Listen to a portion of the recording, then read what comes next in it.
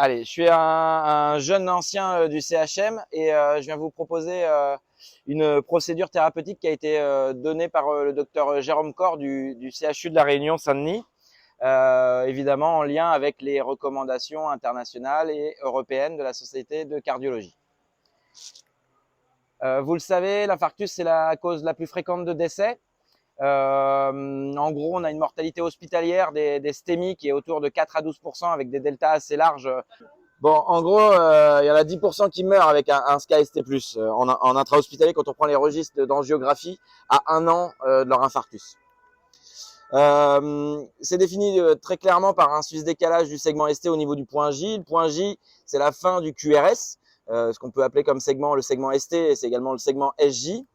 Et cela doit être présent dans 2 dérivations continues avec un seuil de 0,1 mV dans toutes les dérivations. Vous le verrez un peu plus tard dans la soirée s'il n'y a pas d'hypertrophie ventriculaire gauche ni de bloc de branche gauche. On a un petit peu de finesse quand même sur V2, V3 où le seuil il est plutôt de 0,2 mV. Et je vous rappelle que si vous avez bien réglé votre électrocardiogramme, vous devez avoir un petit carreau qui est égal à 1 mm, qui est égal à 0,1 mV. Je vous passe les territoires électriques pour vous parler de quelques entités qui résonnent chez nous comme du SCA-ST+, en raison de leur pronostic très défavorable et qu'il va falloir traiter comme des SCA-ST+. Je ne vais pas les décrire en ECG parce que je vais vous inviter à aller voir le fabuleux site de Pierre Taboulet, ecg.com. On n'aura pas le temps de les décrire tous. Mais en gros, un sous-décalage de V1 à V3 autour d'un demi-carreau avec une onde T positive et un ST+, de un demi-carreau de V7 à V9, ça c'est un infarct inférobasal. On a également le sous-décalage diffus, on dit 6 dérivations, avec souvent un ST+, de 0,5 mV en VR ou en V1, qui correspond à souvent des anomalies plurivasculaires en fait, ou d'une coronaire prédominante, mais souvent c'est plusieurs vaisseaux atteints. Évidemment, et on a également maintenant plusieurs critères pour rechercher les SCA-ST+, lors de blocs de branche gauche avec la discordance appropriée ou la concordance exagérée. Vous pouvez également le lire sur les pacemakers et tout ce qui peut donner des pseudo-blocs de branche gauche. Et il y en a encore plein, et c'est pour ça que je vous invite à aller voir le site de Taboulet. Les topos YouTube, ils sont vraiment très intéressants. Il appelle ça les ST+ subtils. Ah ouais, du coup, j'ai plus la... Hop. En définition toujours, je rappelle que la douleur thoracique elle doit être supérieure à 20 minutes, typiquement elle irradie dans le bras gauche et la mâchoire. Attention aux atypies et également à certains patients. Il faut une modification du segment ST, on l'a vu, et normalement on a une élévation de la troponine. Je vous rappelle, pas par hasard, mais parce que c'est assez fréquent, qu'on a des pathologies qui peuvent être très ressemblantes à nos ST+, mais vous devez l'intégrer bien évidemment dans un contexte clinique et une idéale amnestique. Un jeune de 17 ans né à France sans antécédent cardiaque, je pense pas que ça soit un SCA-ST+, même s'il y a les anomalies ECG.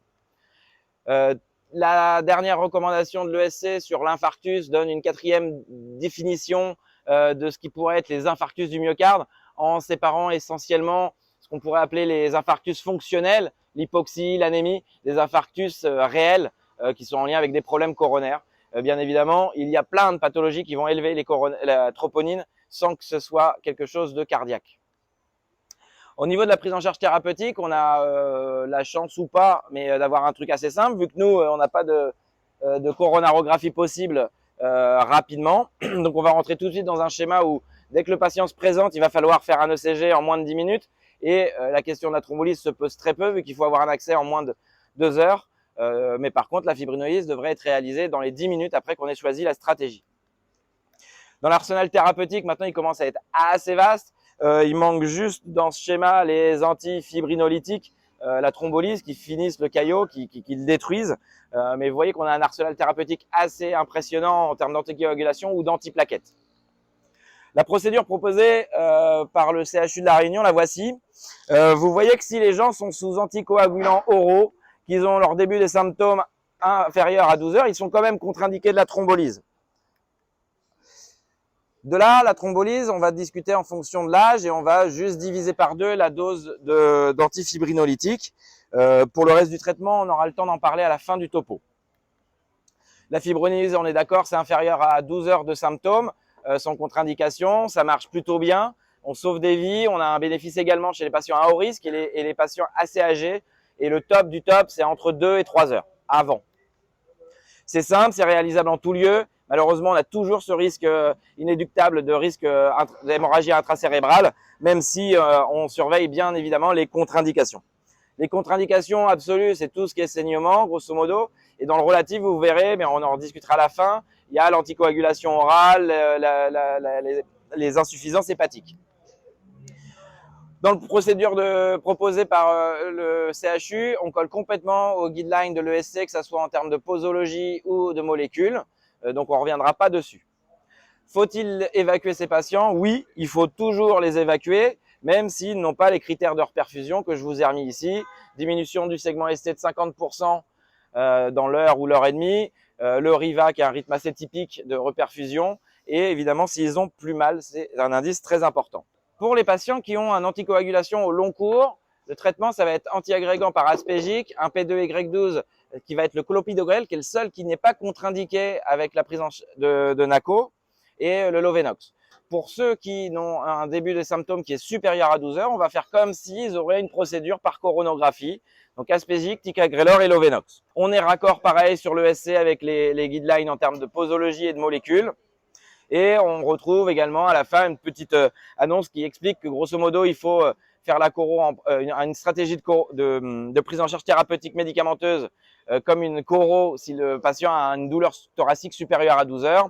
Entre 12 et 48, on va plutôt les prendre en routine, en coro, mais ils vont être évacués. Et un asymptomatique supérieur à 48 heures, on se posera vraiment la question d'une indication d'évacuation sanitaire. Donc, dans ce protocole, il y a plusieurs molécules et les services qui en découlent. On est à peu près tous d'accord sur la première partie. Après, se discuterait un petit peu les hospitalisations et les traitements en plus à mettre à J1. Évidemment, ils mettent des IPP dans ce protocole. Moi, je resterai un petit peu plus sur l'ESC qui recommande en gros en fonction du risque de saignement intestinal. Mais eux, ils le mettent quasiment à tout le monde, sauf à celui qui est avec une douleur thoracique supérieure à 12 heures. Les troisièmes traitements qui sont encore à discuter, c'est les bêta-bloquants, les IEC et les nitrés. En ce qui concerne les bêta-bloquants, le protocole propose une titration en UHCD à J1 ou en réa pour obtenir grosso modo une fréquence cardiaque autour de 60. Il retient plusieurs contre-indications, mais à mon sens, il manque peut-être l'échographie qui permettrait quand même d'éliminer au-delà du choc cardiogénique une insuffisance cardiaque naissante ou déjà préexistante. Ça a montré son bénéfice essentiellement sur les arythmies ventriculaires, mais on commence à se demander s'il n'y a pas également avec le métoprolol des indications en termes de gains sur la FEVG ou de gains en faveur des bêta-bloquants sur le pourcentage de cœur ischémié. La dernière méta-analyse sort pile poil il y a 30 jours. Ils sont tous d'accord, ça fait moins de troubles du rythme ventriculaire, beaucoup d'amélioration de la FEVG et du pourcentage du tissu infarci de façon très significative, mais il se pose la question car quand on regarde les sous-groupes après coro, eh ben, cette significativité n'existe plus. En gros, les bêta-bloquants, on a un signal très encourageant, il faut bien sélectionner ces patients. Faites attention avec nos patients mahorais où ils ont des antécédents inconnus ou voire méconnus. Et je pense que c'est intéressant de faire une échographie quand même avant de débuter ce traitement. On remarque également que dans toutes les études, ce qu'ils appellent early, c'est avant 6 heures. En ce qui concerne les IEC n'ont plus rien à démontrer en termes de remodelage de la fonction cardiaque. C'est efficace. Maintenant, le délai, on ne sait pas. Dans les recommandations, ils le mettent en traitement de thérapie longue durée et on le recommande plutôt dans les 24 premières heures. Toutes les études, même récentes, retrouvent toujours une efficacité sur la prescription d'IEC parce que le meilleur gain se passe la première semaine après l'infarctus. Donc, le délai, on dit J1, mais on n'a pas de data pour dire plus précisément à quelle heure il faudrait commencer ces inhibiteurs d'enzymes de conversion. Il nous reste les nitrés. Les nitrés, bon, ils n'ont aucune indication en mode systématique. Les études sont assez claires là-dessus. Il y a vraiment un intérêt chez les patients qui ont une HTA ou une insuffisance cardiaque associée. Attention à l'hypotension et à l'infarct du VD. Et également aux patients qui pourraient avoir un inhibiteur de phosphodiesterase de type 5. Ce qu'on appelle le petit cachet bleu, qu'une population masculine assez âgée peut utiliser dans les 48 dernières heures et qui pourrait favoriser également des infarctus. Donc grosso modo, on va garder les nitrés plutôt OAP, l'HTA. On peut se poser la question quand il persiste une douleur thoracique, En tout cas, on ne va pas le faire en systématique. Je ne reviendrai pas sur les débats sur les anticholestérolémiants. On a des guidelines qui sont assez clairs. Il faut casser ces LDL inférieurs à 1,8. Pour l'instant, il n'y a aucune étude scientifique valable qui démontre cet argument. Enfin, deux petites nouveautés, l'oxygène et la morphine. Dans les dernières études, l'oxygène semble intéressante pour les patients hypoxiques, mais le mettre à outrance a plutôt des résultats négatifs par excrétion de radicaux libres. En gros, ça va augmenter la récidive des infarctus, les arythmies et la montée de troponine. Pour la morphine, le mécanisme est assez connu, c'est la gastroparésie. Et on voit à gauche que l'activité plaquettaire avec du ticagrelor est bien diminuée avec la prise de morphine. Et c'est carrément en lien avec la prise de ticagrelor de façon significative au bout d'une demi-heure. Donc, ce que je voulais discuter un petit peu avec l'Assemblée, on voit qu'il faut réaliser le CG en 10 minutes et après avoir décidé dans 10 minutes de faire une fibrinolyse. Donc, ça serait peut-être intéressant qu'on puisse commencer dès les centres médicaux de référence qui ne sont pas pour l'instant fournis en métalyse.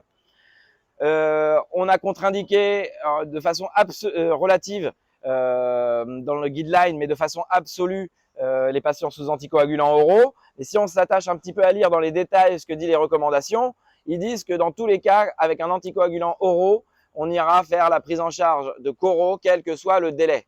Donc en gros, on colle carrément au protocole du guideline. On se pose évidemment la question des bêta-bloquants en UHCD, parce qu'ils peuvent y finir. Je pense qu'il faut réellement une évaluation échocardio par quelqu'un qui a un diplôme. Les IEC, on sait que c'est dans les 24 premières heures, donc franchement, je pense qu'on a le temps de calculer de fonction rénale à ces patients. Il n'y a pas un mot sur le management de l'hyperglycémie, pourtant le SC est plutôt favorable à un traitement assez important, en faisant très attention à ne pas mettre les patients en hypoglycémie. Enfin, l'O2, vous l'avez vu, si besoin, la morphine si nécessaire. Et il nous reste deux molécules qui sont très intéressantes pour lesquelles on aura peut-être l'avis de nos cardiologues parce qu'il y a des nouveaux articles et des recommandations qui vont probablement sortir sur les anti-aldestérones et chez l'Entresto qui est un combiné d'un sartan et d'un inhibiteur du peptide natriurétique. Merci.